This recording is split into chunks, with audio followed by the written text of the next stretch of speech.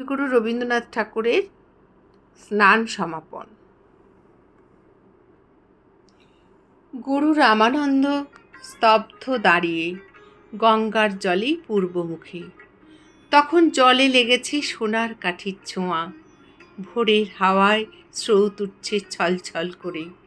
রামানন্দ তাকিয়ে আছেন জবা কুসুম সংকাশ সূর্যোদয়ের দিকে।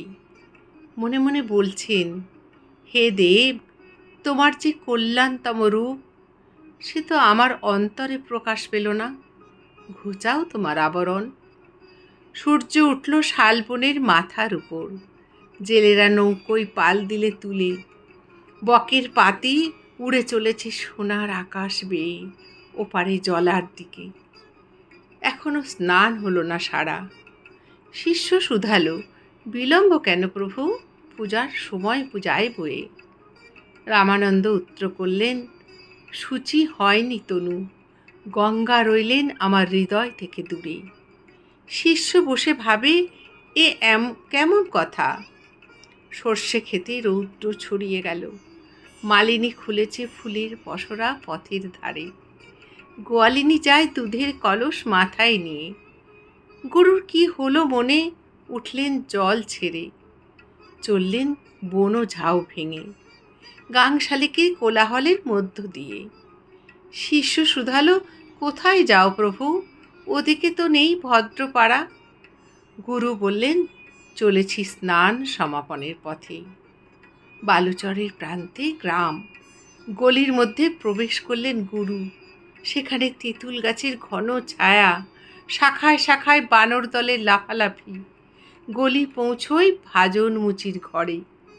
পশুর চামড়ার গন্ধ আসছে দূর থেকে।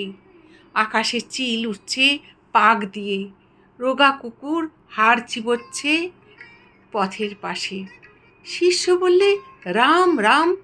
ভ্রুকুটি করে দাঁড়িয়ে রইল গ্রামের বাইরে। ভাজন লুটিয়ে পড়ে গুরুকে প্রণাম করলে সাবধানে।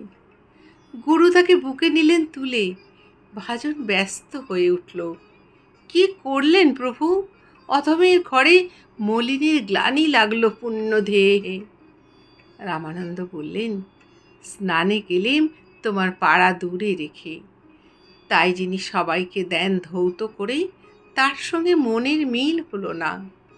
এতক্ষণে তোমার দেহে আমার দেহে বইল সেই বিশ্ব পাবন ধারা।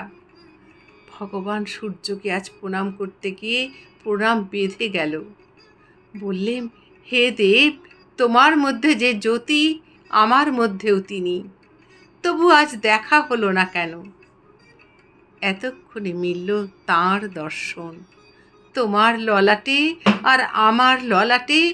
মন্দিরে আর হবে না যেতে, মন্দিরে আর হবে না যেতে।